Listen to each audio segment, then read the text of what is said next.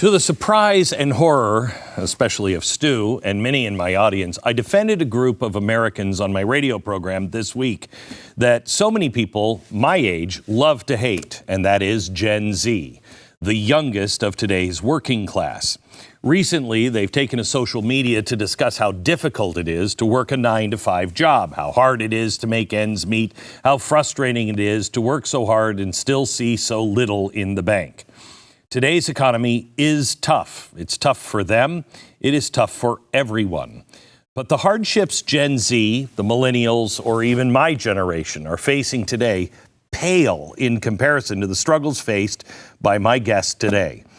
He and his generation didn't bat an eye. They suited up. They stared evil in the face. They stared death in the face. They did what needed to be done. Honestly, I don't know how they did it. They didn't seem to complain. At least I don't see a lot of complaints in the historic records or in the films. There's a good reason why they're known as America's greatest generation. And now, with so few of them still alive, it is imperative that we learn their stories so we never forget how amazing resilient they were, to remind us we can choose to be the same. Many World War II veterans said after the movie Saving Private Ryan was released that it was the closest depiction of what they had experienced yet. Similar stories were told of the few series that followed, Band of Brothers, about the U.S. Army's 101st Airborne Division, and The Pacific, about the Marines fighting lonely but brutal battles on the Pacific Islands. But there hasn't been a realistic depiction of the same caliber showing the heroes who spent much of the war in the sky. Masters of the Air is doing just that. Watch. No, we shouldn't be over water, Lieutenant.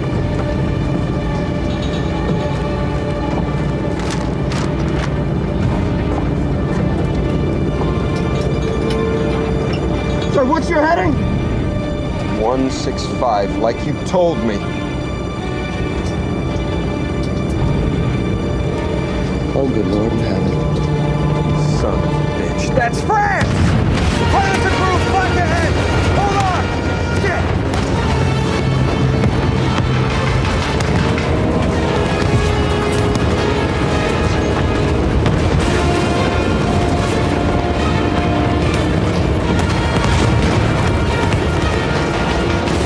I will tell you that there are war movies, and then there is Masters of the Air.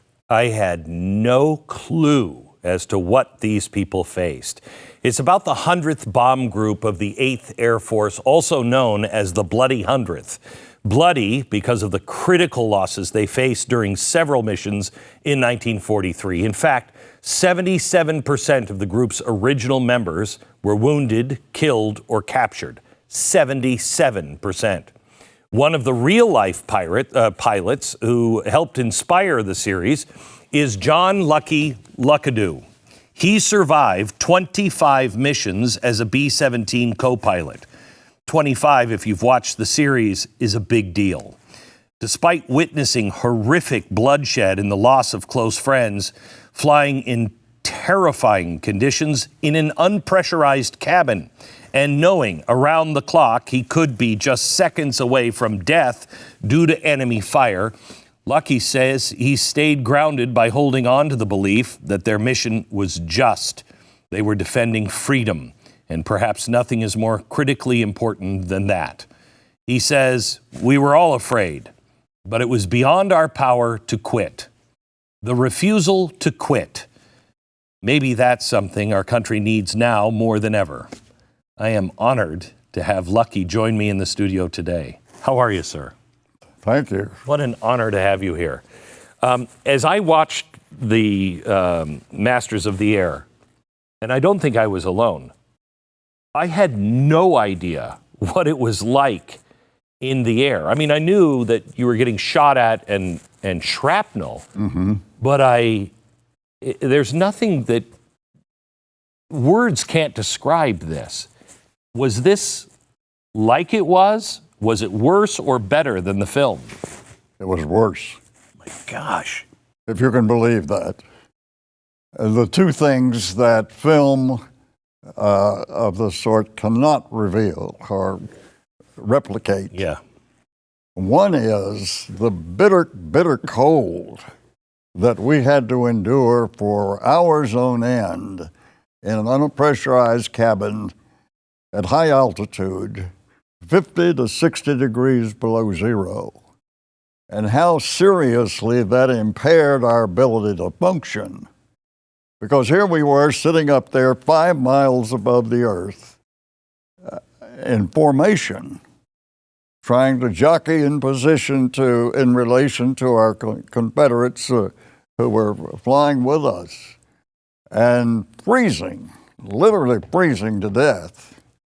And ironically enough, in the midst of battle, where the adrenaline is flowing and you're suddenly under attack from the ground as well as the air, you realize you're perspiring profusely, regardless of the temperature. And that perspiration freezes instantly, and it blocks the flow of oxygen to your mask. Oh my gosh. And you can't exist without oxygen at that altitude. So a pilot has to sit there and break up the ice crystals with one hand and fly the airplane with the other. Now that's hard enough. But to endure the onslaught of the Luftwaffe, the German Air Force, and the techniques that they employed in attacking us, because initially, and I was a member of the original bomb group that went over in early June of 1943, as you said, and we did not have fighter escorts. The strategy was that we would have fighter escort to help fend off the attacks of the very experienced Luftwaffe. They'd been fighting for 4 years. There's a scene in the movie where, I mean, it must have been overwhelming to watch from the ground, just all of the B-17s coming over. And then it showed it from the pilot's perspective, the Luftwaffe coming in, and it was just a swarm of planes, plus all of the flak.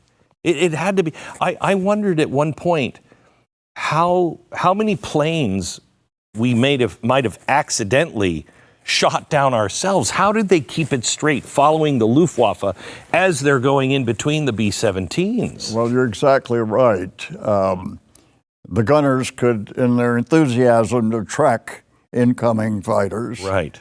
could just stitch right through another airplane of 10 men, a B-17 in the formation, inadvertently.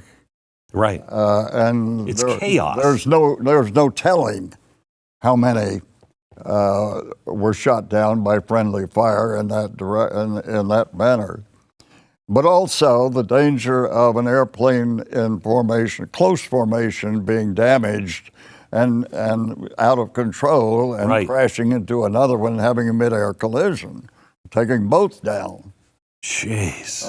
So all of these things, of course, are boiling up in your mind, and you're thinking, well, what are my chances of coming through this? Right. And how in the world did I let myself get in this position in the first place? Because you have to remember that we were awfully, awfully young. And you weren't really prepared. You went in, when you first joined, you joined because you knew there was going to be a draft. So you thought, I'm going to pick the service I want to be. Exactly. Why in the world would you pick that?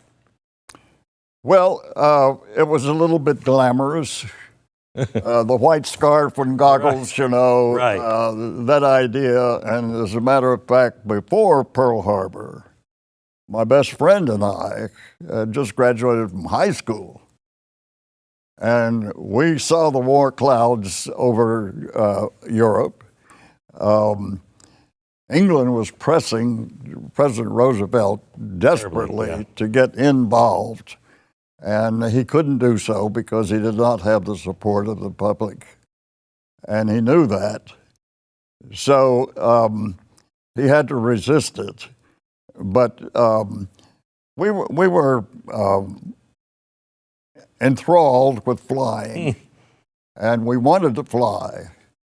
And so my friend and I thought, well, the smartest thing we could do would be to go to Canada and learn to fly with the British. And then once America did become involved, as we were pretty sure it would eventually, we could transfer and we'd be ahead of all our contemporaries because we'd already have our commission and our wings. Why didn't that happen? And we thought that was pretty cool. Right. Yeah. And so we took the plan home to his mother. He was an only child. His dad had been mustard gassed in the First World War and died a horrible death. And Sully, which was his name was Leroy Sullivan, never knew his dad. He was all his mother had. And she looked at him and listened and said, well, Sully, if you really feel like this is what you must do, then you have my blessing. Well, I naturally thought that I'd get much the same reaction when I took it home to my dad or mother. And when I did, and my mother found out that Mrs. Sullivan had agreed to let her only offspring go because we had to have parental consent. Yeah. We were underage. Right. And she said, well, you have my blessing. And when my mother found out, she said, well, I hate to see you do this, but if you feel you must, when Mrs. Sullivan agrees, then I can't stand in your way. But you have to convince your father.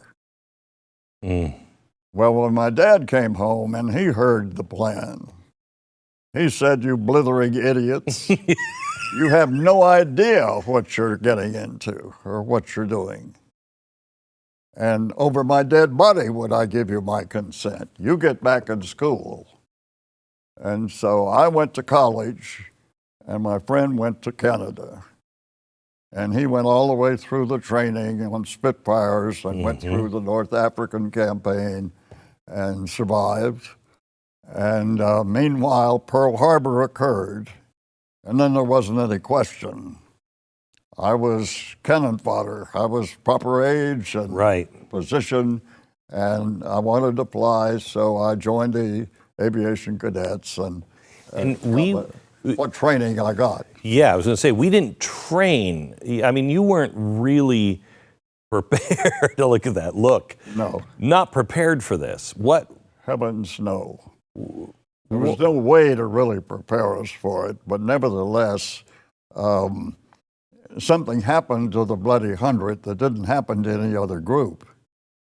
And this was one of the things that I was very interested in seeing whether Tom Hanks and Steven Spielberg picked up on, because I told them about it. And I said, this should be documented because it happened only in the 100th Bomb Group. And that is that they took 40 members of my flying school class in Valdosta, Georgia, me included, directly from flying school and sent us to the 100th Bomb Group as co-pilots. They pulled all the co-pilots out. Now, mind you, those crews had already gone through pre-flight training for 4 months. Together, as a unit, 10-man crews. The co-pilot's the second in command of the crew. Right. If anything happens to the pilot, the co-pilot has to take over. That's a heck of a responsibility. And you need the crew to act as one. Yes. And the crew I happened to be assigned to personally took a very dim view. Some members of the crew, particularly the navigator and the bombardier, that this young shavetail that didn't have any knowledge of the B-17, never been in a B-17 before, 4-engine airplane, he didn't have any idea what he was doing, would be somebody they would have to follow orders from. And so they proceeded to make my life hell. They did everything in the world to get me to discourage me and force me to resign or ask for a transfer and go somewhere else because they loved the co-pilot they had before. Right. He was a buddy. They partied together and drank together, and they were very fond of each other. The pilot never interfered. Is this why there was so much bloodshed in this bomber group? I am convinced that it is a major reason why it was. I can't say for sure, but I know that because of our inexperience. Why did they do that? Nobody knows. Nobody knows who ordered it or why they did it. And so I said, well, this documentary ought to reveal that. It didn't, sadly. I do remember one co-pilot getting in and the new groups coming in and just being totally green and getting the impression they have absolutely no idea what they're walking into. What was the average lifespan of a pilot or anybody on the Initially, B-17? when the Hundredth began operations in June of '43, the average longevity of a crew was 4 missions. The entire crew. The entire group. And as you said, we lost 77% of that original group in the first 90 days of operation. Jeez. And so if you dwelt on your chances of surviving You were done. 25, you were through. Yeah. You were done. How did you, because just watching it, and so I don't, I'm watching it. I don't have the adrenaline. My life is not at risk. But watching it and then seeing the portrayal in one scene where the new pilot, just sits on the ground like shell-shocked, and knowing you're going to have to do this again tomorrow. How did you mentally deal with that? How did you, the psychological pressure? Truthfully, Yeah. I don't know. I honestly don't know how we did it. I only know that the pressure was so great to do the job that we were sent there to do. Peer pressure had a lot to do with it. Didn't want to Others were doing it, so why should you not do it?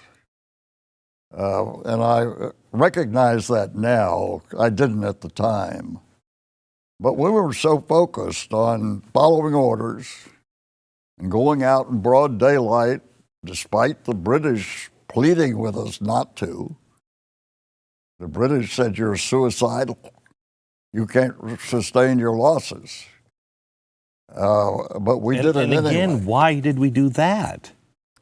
Well, this was the conviction on the part of our command, General Aker, that high altitude, daylight, precision bombing, as he called it, which was a laugh, really a laugh, was the best way to utilize our bomber force. And of course, in reality, America was in a prime position to replace our losses. We outproduced the world with impunity.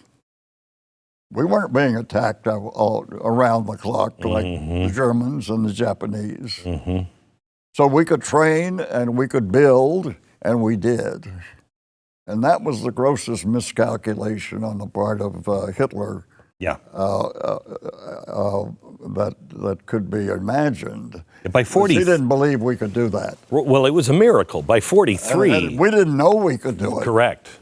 But that brings up the point that I wish to make, and that is that I don't understand why in the world we've never acknowledged the tremendous contribution that those who were not in uniform made to our victory. There is an absolute must-read called America's Forge.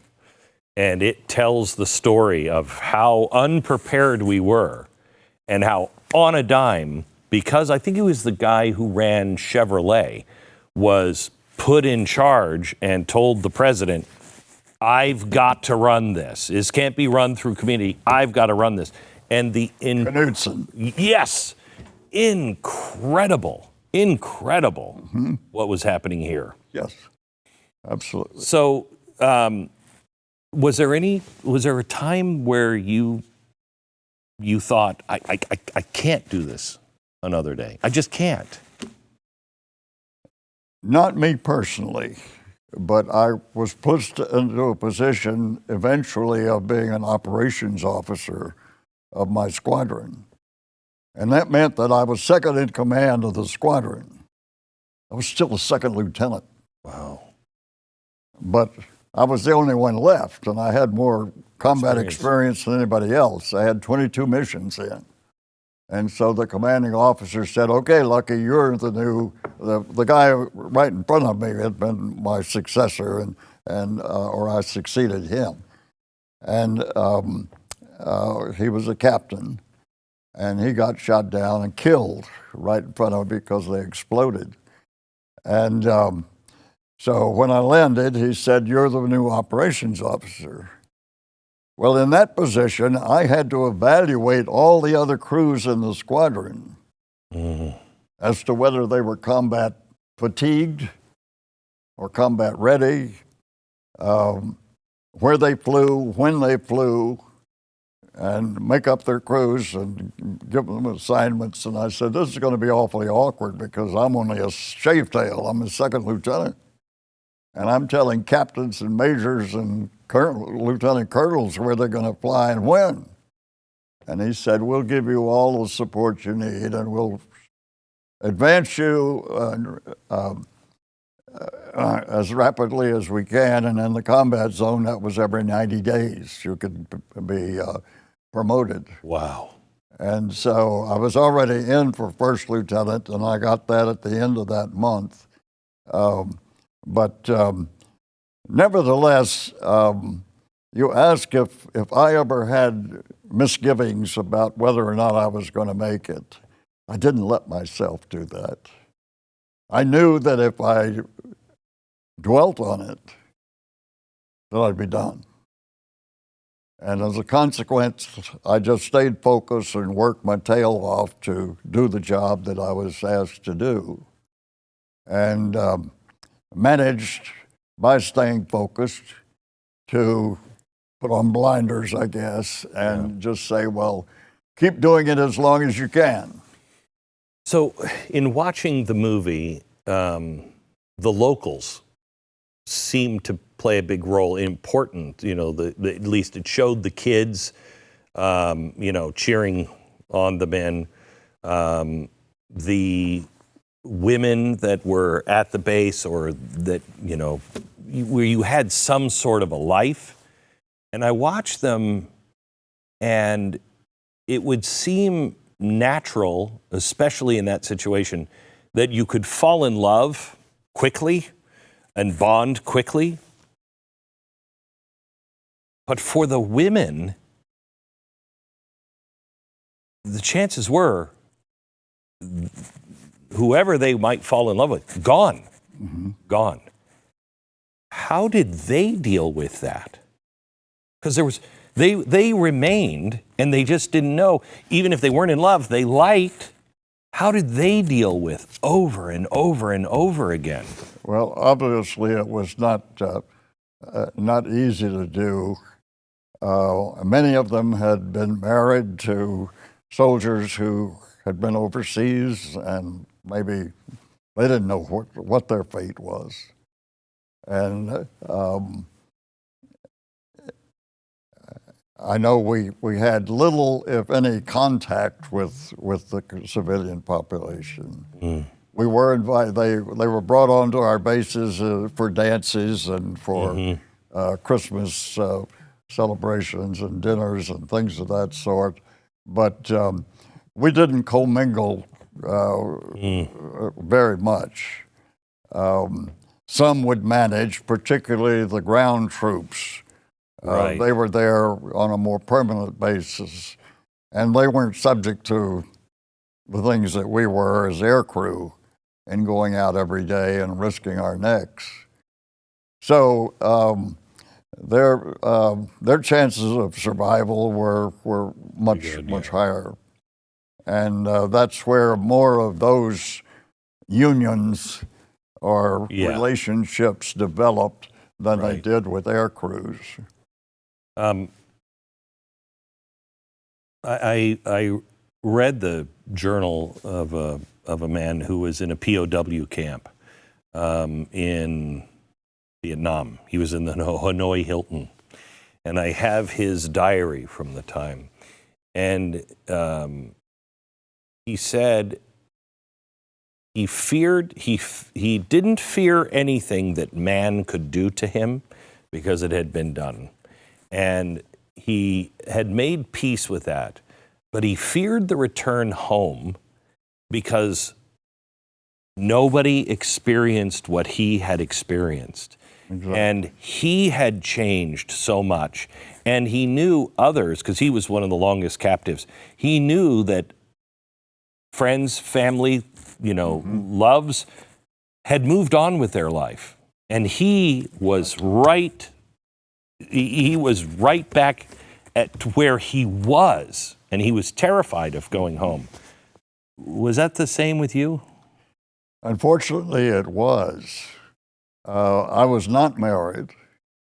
I didn't meet my future wife until I came home from combat. But I did not realize how much I had changed until I got home and attempted to re-enter society in life, that I realized because I didn't have anything to do. I wasn't flying. I didn't have responsibility. I was just on leave. And all I could do was drink, chase women, and smoke. And that took its toll. And so I know that I suffered from PTSD. Sure you did. Although it wasn't recognized Correct. at the time, and I didn't recognize it. But I ended up in a psychiatric hospital in St. Petersburg, Florida. Really? Because I had been out all night dancing and carousing, and I came back to the Book Cadillac Hotel on Miami Beach about 5 o'clock one morning. And they said, "Lucky, you better look at the bulletin board." And I said, "What for?" And they said, "You better look at the bulletin board." And sure enough, I was scheduled for a full physical at 8 o'clock. And I wasn't even sober. Right. So I had to go to this assembly room, and they handed me a 14-page questionnaire with questions like, are you irritable? Do you have difficulty sleeping? Are you having nightmares? Are you wet in the bed? Do you cross the street to keep from meeting people? Yeah, sure. I didn't give a darn whether I answered it accurately or not. And so I turned it in, and I went to the next part of the procedure, which was a dental exam, and I was in the dentist chair when they came screaming down the hall, Captain Luckadoo, for God's sake, where's Captain Luckadoo?" And here comes this little corporal with my form, and across the face of it was stamped, "Stop processing." Wow. And he said, "Sir, would you please come with me?" He was scared to death of it. And he ushered me into the psychiatrist, who was a little bit short guy with glasses that looked like they had the beer bottles. And he looked at this form and he said, I want you to go to St. Petersburg, and you be on the train at 5 o'clock this afternoon, or you'll be court-martialed. And I said, look, all I need is an assignment. I need some responsibility. I'm perfectly all right. He said, you be on that train. So I was. And the next day, the commandant called me in, and he said, why in the world did they send you over here? And I said, well, I don't know, but I think they made a terrible mistake. And he said, well, you know, General Arnold has said that anybody that the psychiatrist says needs to come here has to stay 6 weeks. But you don't have anything to do. You can play on the beach, do whatever you like. You just answer roll call every morning at 8. And I said, that is not what I need. And he said, well, I see you're a pilot. And he said, I'm not rated, but I'm entitled to my own airplane. Would you be willing to stay here and be my personal pilot if I get an airplane? Great. And I said, well, sir, with all due respect, I think my combat experience could better be applied to those who are going over as replacements. And I would much prefer an assignment to train replacement crews. And he said, well, okay, but you still have to stay 6 weeks. I said, all right, you'll find me at the corner bar, the Sundowner. And that's where I stayed for 6 weeks.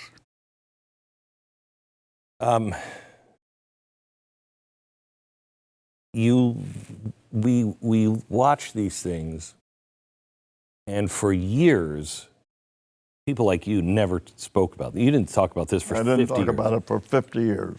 I have my wife's great uncle landed on the beaches of Normandy on D-Day. No one in the family knew about his experience.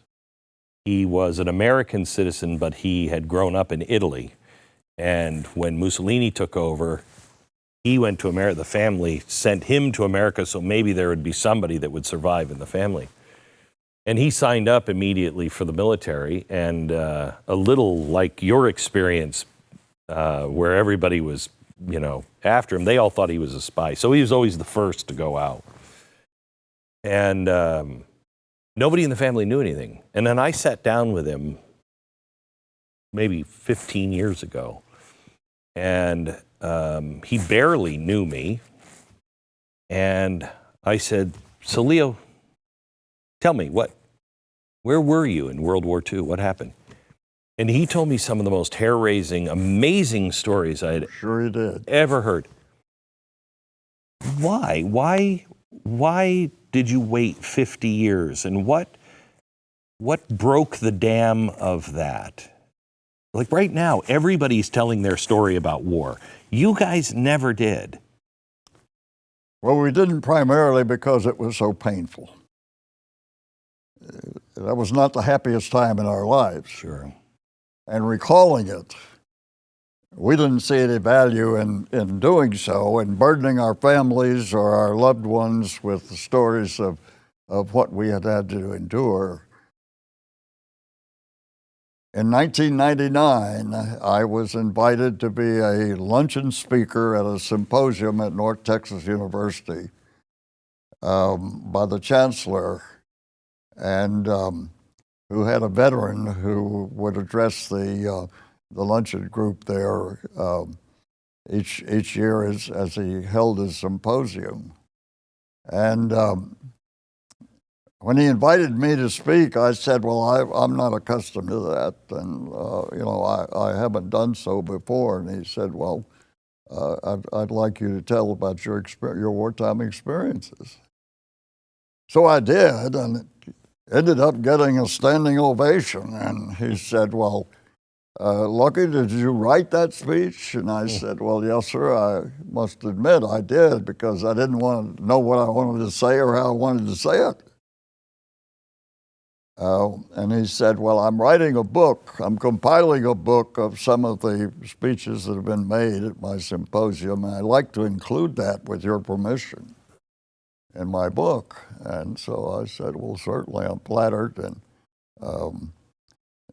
So he did, and as a result of that, people in the audience who were Kiwanians or Rotarians or professors, many teachers were there, began asking me, would you speak to my class? And so I got on what I call the rubber chicken circuit and started talking about it.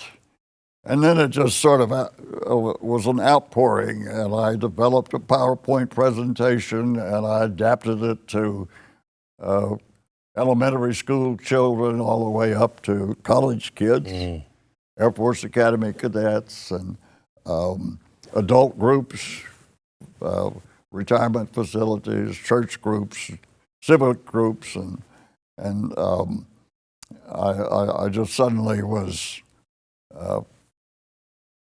approached quite frequently to tell my experiences, and I began appreciating the fact that even though it was painful and not pleasant to recall, it was necessary. It's important to convey to successive generations that horrendous sacrifices had been made, or they wouldn't be here. We've forgotten that. I think we've forgotten. And so I did that for many years, and then finally I said, I said, I'm sick of my story. I've heard it so many times, and it's not pleasant to recall. I'm going to retire. I'm going to quit. And my dear wife said, you can't. You have a duty and an obligation to successive generations to make them aware of what was done and why it was done. And you have to do it as long as you can. Can I ask you a few things, just because it's rare to sit with somebody with as much life experience as you? Do you remember, you were born in 1922? Correct. Yeah. Do you remember the stock market crash? Vividly. Really? My dad was a stockbroker, Oh my gosh. and all our family's assets were in paper, in stock. Mm. And we were we weren't wealthy, but we were well off. Right. We had 2 cars in my family. Oh, wow. My dad raised show horses, Arabian show horses. Holy cow. So he had a stable of horses about a mile from our home. I grew up in a family of 4 siblings, and we enjoyed a month at the beach every summer. And my dad was an independent stockbroker, and overnight, just boom, like that, our world was turned upside down. People are complaining about inflation now and, how tough things are. And I remember my grandparents who went through the Great Depression, and to the day they died, they saved everything, and their advice to me was, you have no idea how fast this can happen, and everything changes. And I always thought, well, okay, I believe that can happen, but it didn't look like it was going to happen. You didn't expect it to happen. Yes. Does it feel to you at all like do you remember enough of the beginnings of that? Are we headed towards that? Do you think? No, not at all. You don't think so? I don't believe at all. Really? I think America today is in one of the strongest economic positions it's been in a long, long time. Really? I firmly believe that. Huh. Well, look at the stock market. Look at Right. at the employment record. Right. Inflation is being controlled. We're having to endure it to a degree, but Right. And this is when we nothing. This is joined- nothing like it was in the no, Depression. but let me remind you that when we went into the military service, as you do when you go into government service, you pledge allegiance to defend the Constitution Yes. against all enemies, both foreign and domestic. Correct. We're being betrayed from within today. So our biggest danger is not economic, it's political. You remember the Red Scare? How old were you during the 1950s McCarthy-era Red Scare? Oh, yes, I remember them very, very well. I was 20 years old, or 19, 20 years old. So when that was going on, does that feel familiar at all with the silencing of people and this woke, kind of talk? Well, I'm horrified at the impact of disinformation and lying to the American people. Outright, blatant lies that, if repeated often enough, are believed. Correct. And that's how Hitler came to power. When you were fighting in World War II, evil had to be palpable. When you were fighting against the Nazis, your generation must have thought, if these guys win, it's the end. We're not fighting people as much as we're fighting out and out Ideology. evil, right? Exactly. But we're fighting ideologies today, Yes, we are. very certainly. The storm clouds of war that are gathering now in the Middle East and Ukraine and Russia. What are your thoughts on that? Do you have any? Well, I'm a rabid pacifist. I believe bet you are. war is stupid. And the saddest commentary on mankind is that we cannot settle our differences without resorting to armed conflict, Yes. because it is useless. It does not prove anything. We have never learned. Mankind has never learned. Not just Americans, not just Germans or Russians or any other group, but the world has never learned from war. So is there a time when, for instance, let's just go back to World War II, the things that Germany was doing and the lies that he was telling, do we have a choice to not go to war?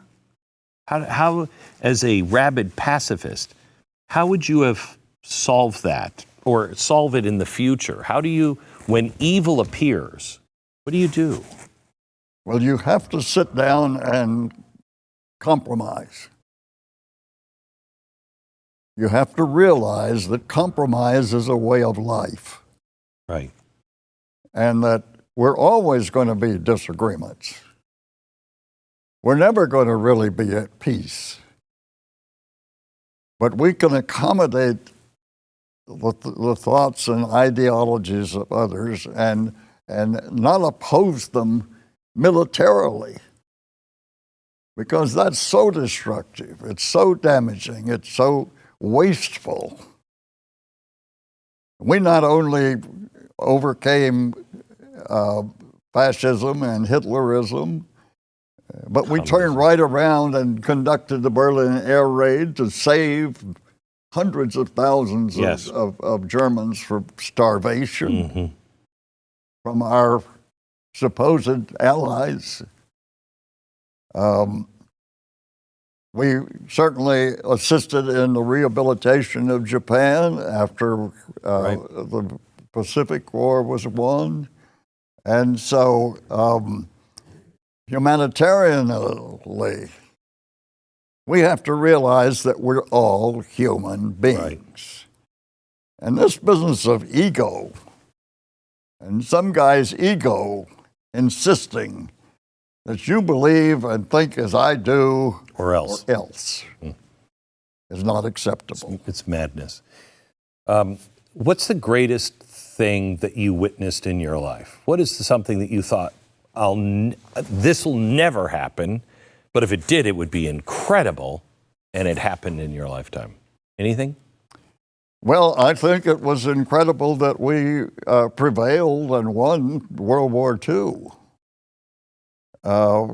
And yet we turned right around and got embroiled in the Korean War, and then the Vietnam War, and then the Gulf Wars. And what I viewed as a success and a victory was hollow. What was the day like when we landed on the moon for you? Well, it was incredible. I found that it was hard to get my mind around the ability to go hundreds of thousands of miles to another planet. Crazy. And plant a foot on it. Yeah.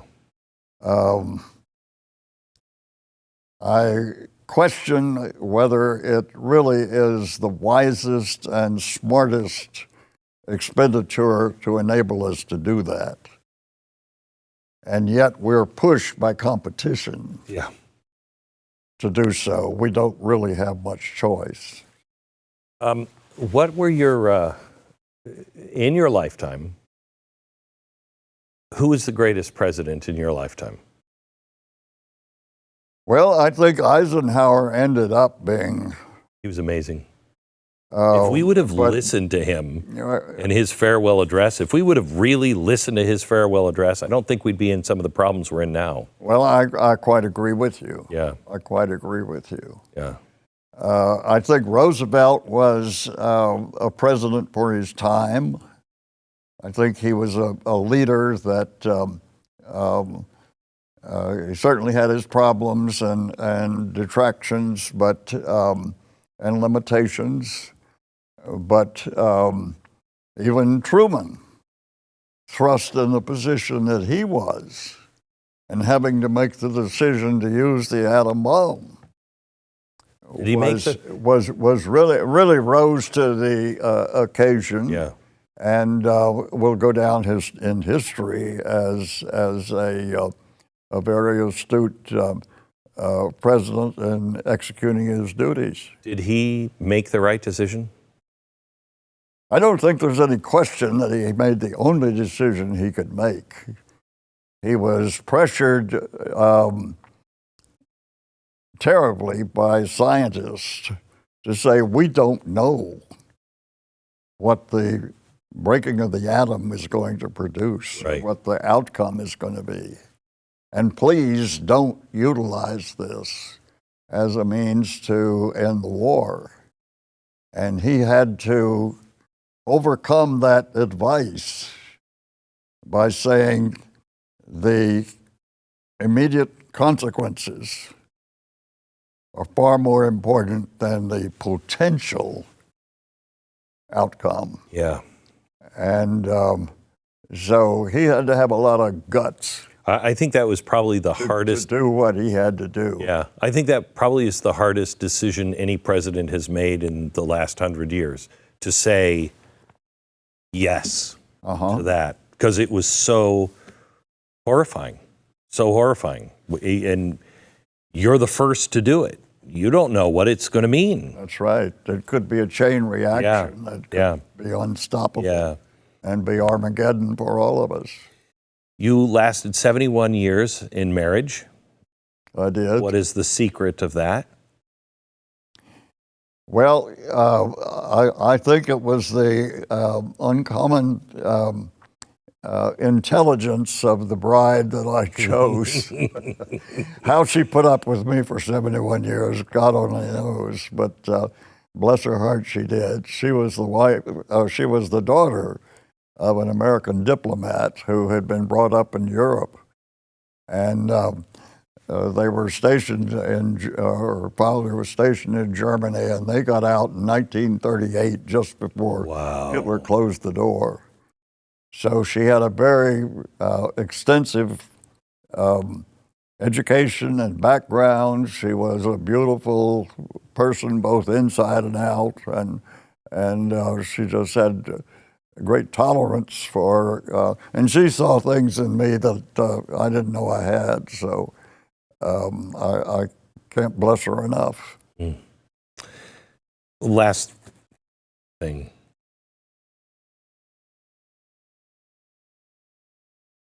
Give people like me and the rest of the country advice on how to deal with whatever is coming our way. What should we learn from your generation that is vital for us to be able to protect and defend the Constitution of the United States and our way of life? I think the primary lesson that we should learn from my generation or from anybody else is that united, we can do anything. Disunited is disastrous. But if we go as a force collectively, we can accomplish anything that's thrown at us. And we should live every day like it's our last, because it might be. God bless you. Thank you. Thank you.